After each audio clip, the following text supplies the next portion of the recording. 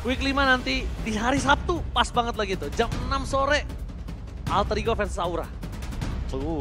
Best buying in MPL. Karena kita akan lihat apakah bursa transfer setelah tengah season akan makin meledak. Bisa jadi, gak ada yang tahu dong. Ada yang naik turun mungkin, tapi draft. Dari game kita yang kedua sekarang kembali dimulai first pick untuk Onyx, Baxia dan Vexana. Vexana sekarang udah jadi primadona nih, Be. Udah bukan jadi primadona lagi. Dia kayaknya udah bener-bener jadi ratu Necrocrypt ya, yang sangat menakutkan sekali dengan Eternal Guard-nya. Karena Eternal Guard-nya akan otomatis akan membuka semua map di kendali objektif. Dan tidak ada map yang benar-benar kosong ketika ada Eternal Guard nantinya mukul-mukulin siapapun yang melepaskan Vexana. Visionnya kebuka, ngeselin sih memang itu ya. Tapi nih, untuk beberapa tim banyak yang bilang pengen ngelepasin Matildanya Aura. Dengan alasannya tadi, karena tim fight-nya tuh jadi nggak Yawi sentris kan. Iya, Dia jadi kayak bebas. Tapi masalahnya kalau Aura melepaskan Matilda juga itu bakal jadi masalah. Nah, Karena itu dia. setupnya Aura, mapnya bakal dibuka semuanya. Dan Yawi jadi nggak punya bush yang aman untuk melakukan setup. Tipikalnya jadi hilang lagi ya. Iya. Trappingnya jadi hilang. Tapi Nolan sampai sekarang ya, masih belum lepas ternyata. Oh, tapi Arlot, Keyboy. Seharusnya ini akan menuju ke Keyboy karena Fredrin, Arlot itu bakal menjadi combo yang sangat mematikan sekali. Bahkan di MPL Filipina, Arlotnya ini dimanfaatkan dengan Luoyi. Jadi permastan banget. Wah, itu Jadi chain stun-nya tuh mengerikan banget. Pasif dari Arlotnya akan muncul terus. Vengeance-nya akan double damage. bukan lagi dari trappingnya kalau sama Luoyi asik juga megang lane jauh, Be. Asik banget. Untuk diversion tiba-tiba yang awalnya cuma satu pemain, keluar 3 pemain sekaligus. Langsung berlima kadang, Be. Tapi ya, ini dia dijawab langsung dengan Kari yang di game pertama tadi diambil oleh teman-teman Onyx, sekarang dipegang oleh Aura. Ngomong-ngomong Luoyi nih, Lim. Kayaknya cukup menarik ya kalau kita nanti akan sedikit lihat pas depan. Week 5, week 6, chip yang nantinya tidak akan Buset dah. auto-ban di iya. MPL Indonesia Itu- season 13. Itu makro harus tinggi sih. Kalau nggak makro tinggi, sayang itu hero kalau dipakai. Itu karena hero yang sangat Saya kayak suka sekali. apa ya, pas kamu pakai saya udah tahu nih hero-hero KB nih. Kenapa? Saya kan latihan, saya coba tuh tips ini. Ini hero-hero KB karena hero makro. Iya. Hero Jelas makro, banget. hero gameplay, hero support. Dia bisa main kemana aja, kita dari engage kiri bisa engage di kanan. Wah, itu hero yang oke Dan less sih. mekanik loh dia. Iya. Less mekanik banget. Nggak terlalu susah untuk digunakan ya? Benar. Iya. Ntar kita tunggu lah ya ketika chipnya ini keluar dan bisa digunakan mungkin sama pemain-pemain MPL. Tapi balik lagi nih Onyx, kombinasinya masih ada di double K. Kairi dan Keyboy, nggak ada Fredrin, Akai pun jadi. Akai pun jadi. Lebih mengerikan bahkan, heavy spin kita tahu sendiri 4 Oh, detik iya, tentunya Vengeance 4 detik akan terus-terusan bisa dilontarkan ketika Keyboy membawakan basic common emblem. Ini udah bukan basic lagi, ini lebih ke arah classic power retribution. Iya. Ini udah classic power retribution banget. Dan kalau misalnya kita lihat ini agak cukup menentukan dan bahkan ada sedikit pesan untuk Yawi dari Benny Cutie. Oke, Semoga sukses di MPL Indonesia season 13. Saya berharap kamu bisa mengalahkan timnya Kairi. Wow. Oke. Benny. Benny ya, sang mantan timnya dulu. Sebuah statement yang cukup menarik ya, karena langsung targetnya. Papi Timnya Benny. Kairi, Onyx, Papi Benny. Benny. Benny apa Buni nih? Benny. Buni di RRQ. Buni di RRQ. Grok. Nah. Ini dia yang tadi sempat aku mention. Berikan ruang untuk Grok. Dan ini akan membukakan ruang juga bagi Gugun. Agar nantinya tinggal kita lihat seberani apa Onyx untuk nge-punish Yawi. Bedanya, Aura sekarang berhadapan dengan Onyx. Dan ketika berhadapan dengan Rebellion Esports, Groknya Yawi ini sampai mendapatkan purple buff yang dimiliki sama Vincent. Itu dengan catatan mid dari Rebellion saat itu nggak bisa perang di awal juga. Gak bisa Be. perang di Novaria awal. kan. Dan makanya sekarang kita lihat belum ada pick dari mid laner yang bakal dibawakan oleh Onyx. Kalau picknya ternyata ke arah Lilia, ini bakal jadi chaotic banget untuk Yawinya ketika dia ingin melakukan engage terhadap monster jungle yang dimiliki sama Kairi. Tapi dengan adanya Grok nih di posisi yang ya 90% mungkin di roamer lah ya. Jarang banget lihat Grok di XP sekarang. Apakah Arlotnya masih tetap taruh roamer nih, Be? Match-up-nya kan jadi nggak equal. Menurutku kalau misalkan posisi seperti ini ya, Arlotnya bukan ditugaskan untuk match up lawan Groknya sih, Lim. Dia bakal ditugaskan untuk engage karena mid laner atau bahkan junglernya. Seperti yang kita tahu, gameplay dari Arlot Boy ini kan nempelin si pemegang Retribution. Gimana pun caranya dia bikin pemegang Retribution ini gak nyaman untuk mengadu kontes Retribution. Sehingga kalkulasinya akan miss dan fokus dia adalah ke HP-nya dari Gugun itu sendiri. Apalagi dengan Fredrin nih, kalau stacknya nggak nyampe 3, dia nggak bisa Abrasive Wrath. Oke, menarik ya. Berarti memang ntar job desk-nya tergantung dari responnya si Grok lagi nih. Benar. Dia bisa matiin gerakan Grok dengan bedain gerakannya. Nggak mau ngikutin pola permainan dari Groknya sendiri. Iya, berarti yang ditutup adalah nanti gimana caranya pick dari dua bawahnya Onyx ini, mid laner dan XP-nya itu bisa teamfight bareng sama Akai.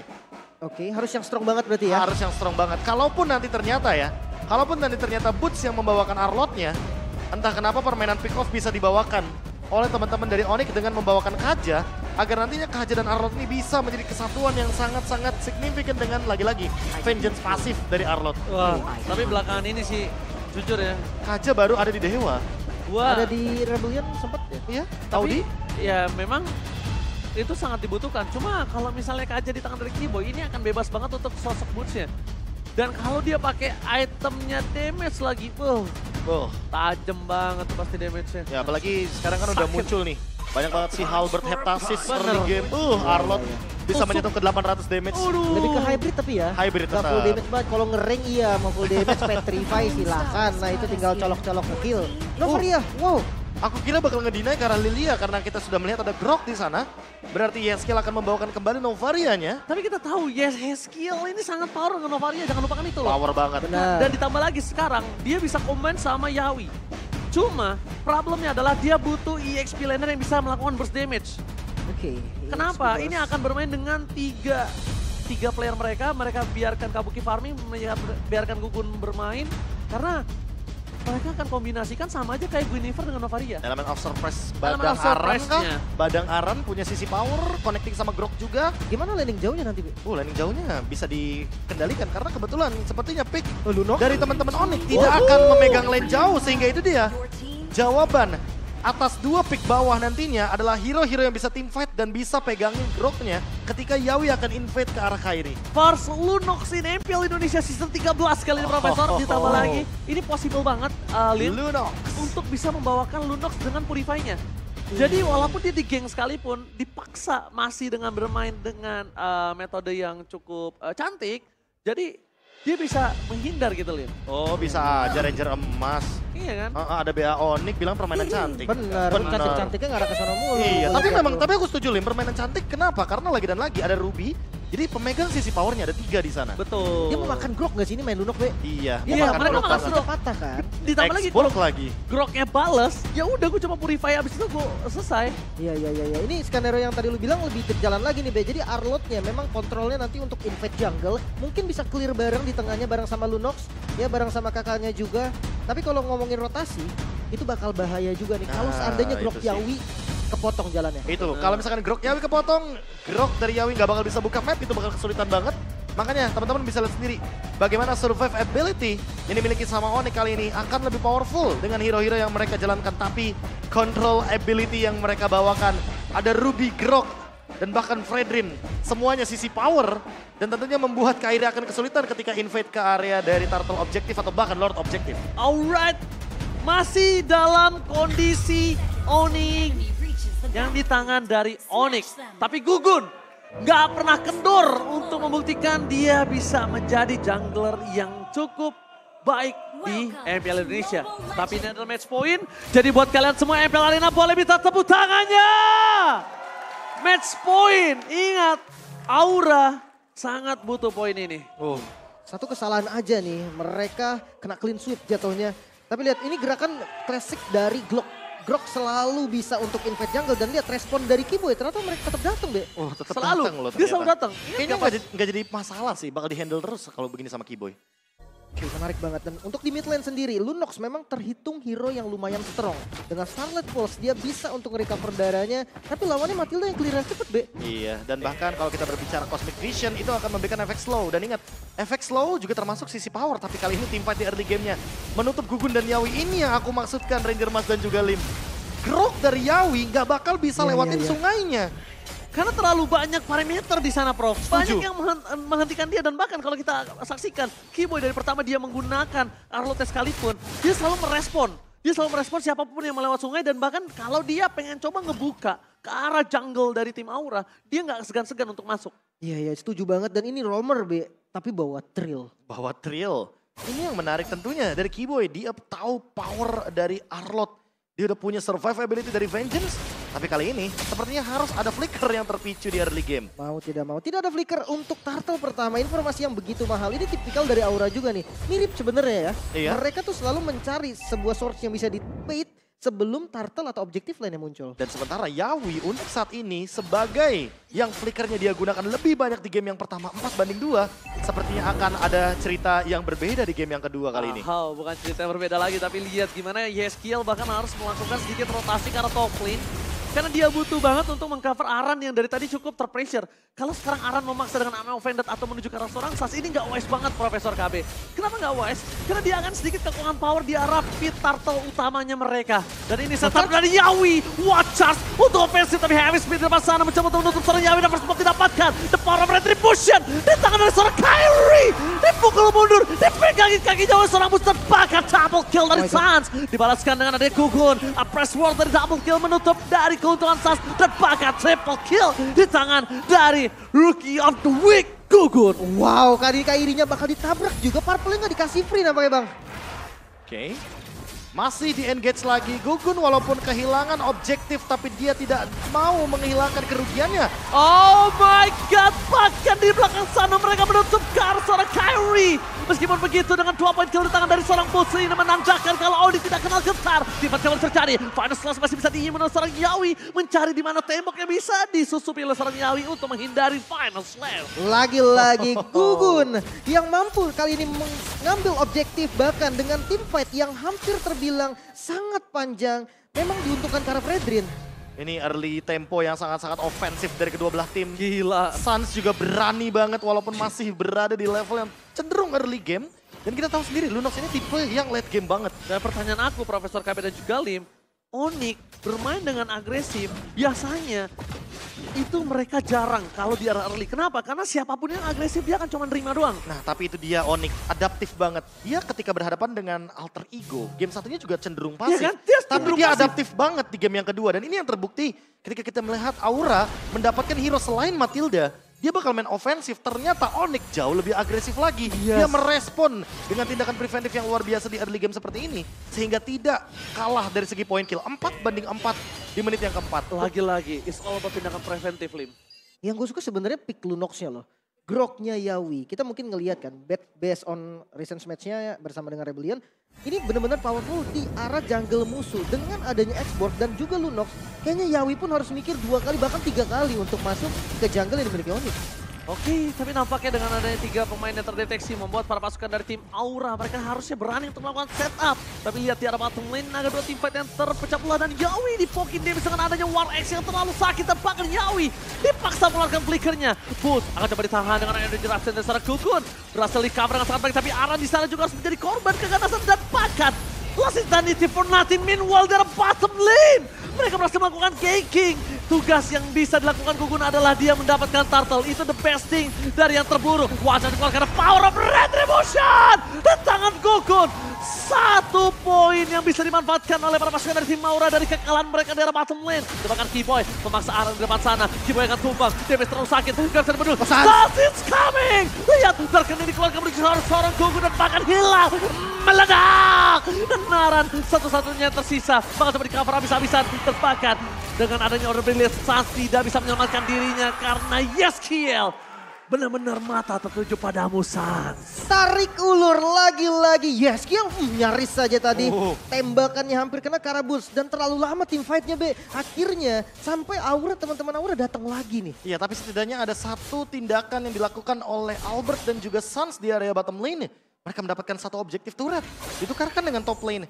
Untuk pertukaran kali ini setidaknya Onyx menang dari sisi gold lane-nya. Tapi yang perlu diperhatikan adalah dari sisi mid lane-nya. Karena chaotic banget team fight yang dibawakan oleh Lunox dan juga jarak yang membuat Yeskiel makin lebih aman. Entah kenapa aku melihat Suns kayaknya harus lebih menjaga posisinya.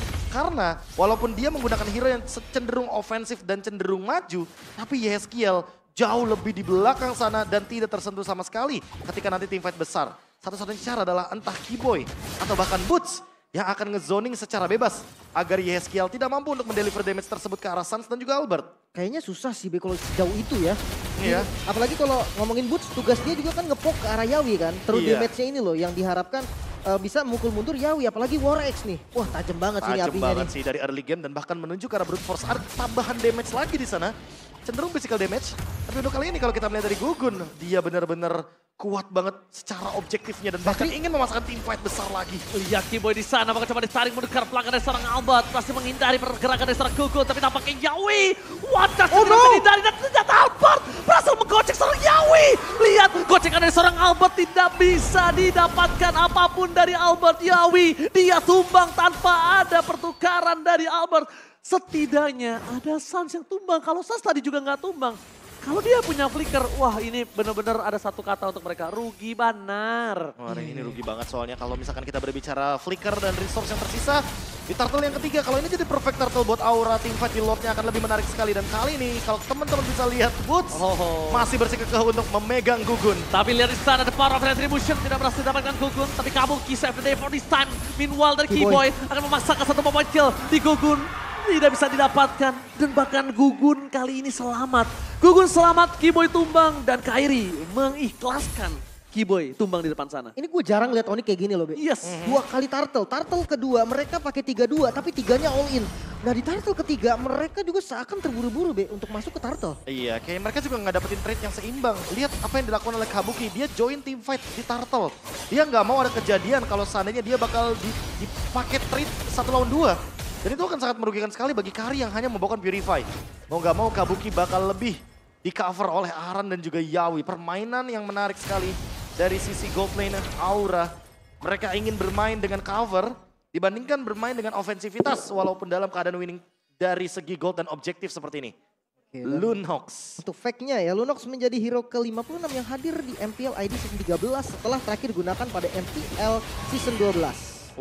Ini menarik sekali.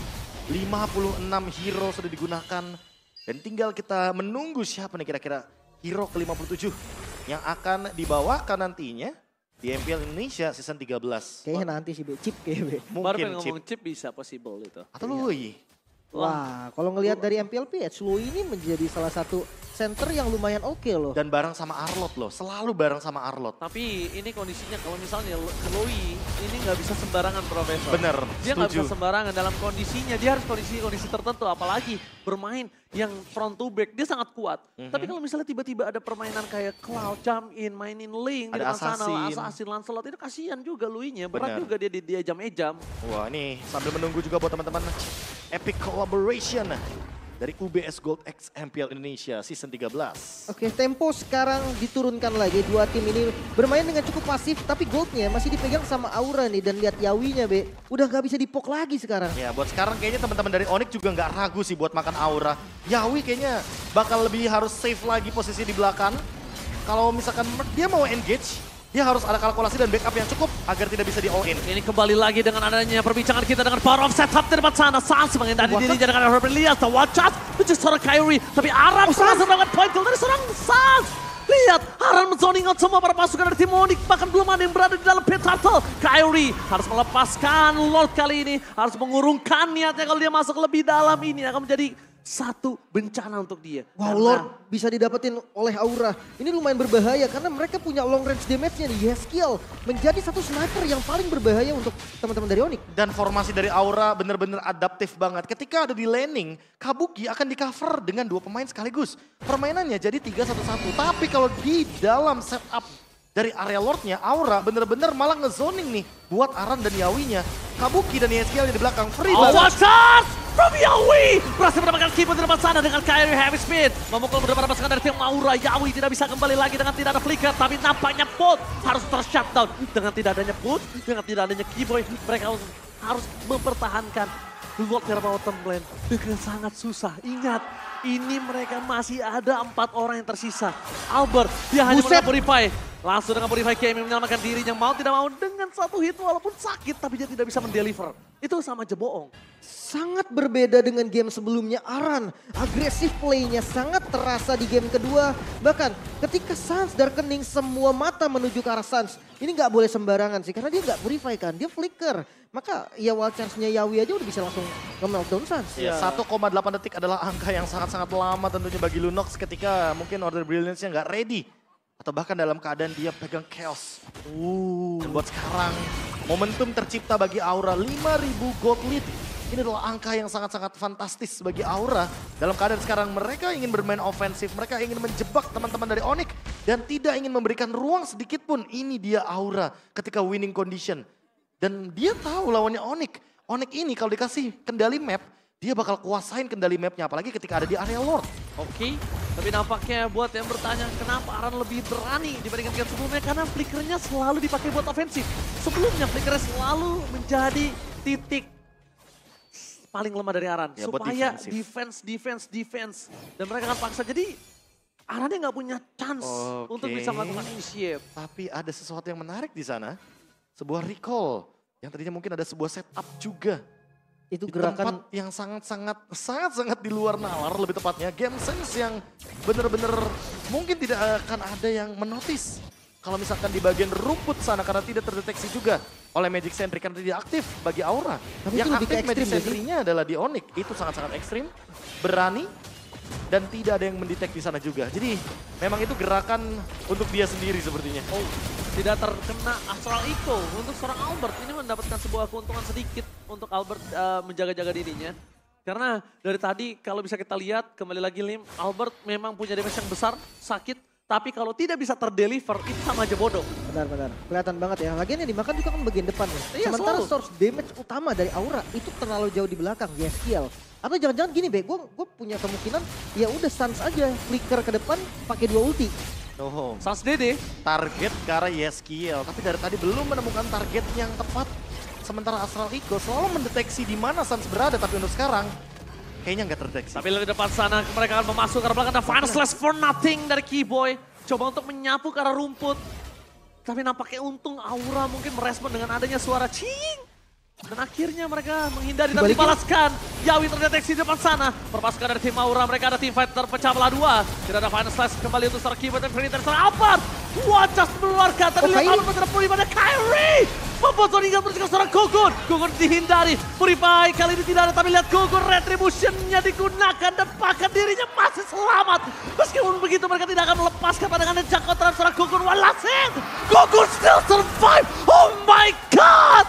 Masih bisa selamat Gugun dengan tetes darah terakhir. Retribution memang keluar namun reset bisa dilakukan Aura. Kembali lagi setup dipegang oleh Sang Naga. Gugun still survive. Dan bahkan di sana lihat para pasukan dari tim Aura. Mereka berani untuk menuju ke arah Lord yang selanjutnya. Gugun is coming menuju ke arah Lord. Kyrie apakah dia berani untuk mengadu ke dalam Retribution depan sana. Lihat damage yang besar. Dan bahkan Kyrie gak bisa menang damage yang diberikan oleh para pasukan dari tim Aura. Sas Dark Dick shutdown. Aura menjadi pilihan utama. Meskipun begitu mereka tidak punya the power of retribution dan nampaknya kembali lagi akankah mereka merelakan Lord kali ini di tangan Aura. Ketika Keyboy bersama dengan Albert mundur, itulah tandanya mereka mengikhlaskannya. Lord untuk Aura. Tempo di game kedua sangat panas Aura. Mereka punya winning condition yang sangat terbuka bebas sekarang Be. Iya, winning condition mereka adalah tinggal memanfaatkan Lord secara bebas dan memakan semua base turret yang dimiliki sama Onyx. Sementara itu, kalau dari kubu Onyx, winning conditionnya sekarang berbeda. Mereka nggak harus untuk mendapatkan dari Lordnya. Mereka minimal dapetin dari kendali mapnya terlebih dahulu. Karena dari tadi ketika kita melihat Onyx, mereka sangat-sangat terbatas atas ruang ofensif yang dipegang semuanya sama Aura. Sekalinya mungkin King Gugun mau di-engage, backupnya ada Kabuki. Sekalinya targeting menuju ke arah Kabuki yang bebas, Yeskiel di belakang. 10 assist menjadi pertanda dan bahkan unggul 1.400 gold terhadap Suns. Membuat Yeskiel berada dalam posisi yang sangat safe sekali di belakang. Glowing One dan bahkan ada satu Magic One lagi entah menuju ke Holy Crystal, Winter Trench apapun itu. Pokoknya damage yang diberikan Yeskiel akan sangat mengerikan selama belum ada Twilight Armor. Oke, ini kemungkinan besar kalau Aura berhasil mendapatkan game ini, Yeskiel akan menjadi MVP-nya.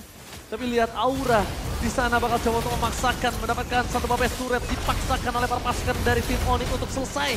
Walaupun dengan super minion yang masih bergerak di arah mid dan juga di arah bottom lane. Mereka tidak mengendorkan. Konsil Gaming, Yawi di sana akan coba membakar para pasukan dari tim Aura. Tertrigger dari seorang Boots, tapi nampaknya untuk clear minion saja. Dan trigger yang dilakukan oleh Yawi ini tidak terlalu berimpact. Final Slash again, Keyboy, what are you doing? What happened, Keyboy? Final Slash yang berkali-kali tidak berimpact sama sekali kepada pasukan tim Aura. Ya, tapi ini secara garis besar masih bisa ketahan tanpa menghilangkan base turret sama sekali. Ya ini dia powernya dari Onyx juga. Mereka udah tahu kalau per tanggal 31 Januari kemarin, ini yang namanya Super Minion udah powerful banget. Mereka nggak mau kehilangan satu base turret sedikit pun. Dan Boots sudah punya Twilight Armor. Ini dia jawaban atas late game yang dinanti-nantikan oleh Onyx dan kawan-kawannya. Agar di lini depan Yeskiel hanya terzoning oleh Boots. Dan tidak ada satu buah meteor yang bisa mengancam ke lini belakang. Walaupun begitu Lord Advantage masih ada di tangan Aura, 1600 gold akan tetap di lead. Bahkan sampai dengan 5000, tapi kali ini all in lagi sepertinya. All in lagi kembali terjadi, tapi Bolts masih ada 1-2. Watch out from Yawi! Gagal mendapatkan Albert, sedangkan free hitter serang Albert. Order Pill dikeluarkan, mereka kehilangan seorang Aran. Tapi mundur ke arah belakang sedikit tampakkan Sans juga menjadi korban keganasan para pasukan dari tim Aura. Aura menggigit Onyx dan lihat bahkan mereka kehilangan 3 membernya. 3 ditukar 1, bukan pertukaran yang baik apalagi dengan minion yang sudah berjalan ke arah mid lane. Base turret yang sudah sekarat mungkin bisa dihancurkan. Oke, ini sangat mudah apalagi Kabuki di depan sana. Langsung ada konsel game yang terjadi. Kukun menangkap seorang Albert, tapi untungnya ada barir 1x24 jam. Panas dan selalu dikeluarkan, mundur ke arah belakang. Dengan adanya Kimo yang harus hilang damage terlalu besar, tidak bisa dibendung dan membuat para pasukan dari tim Aura mendapatkan sebuah poin. Game kedua di tangan Aura. Aura membara, Aura fire. Kali ini benar-benar membakar Onyx di game kedua. Kimo tak berkutik. Dan bahkan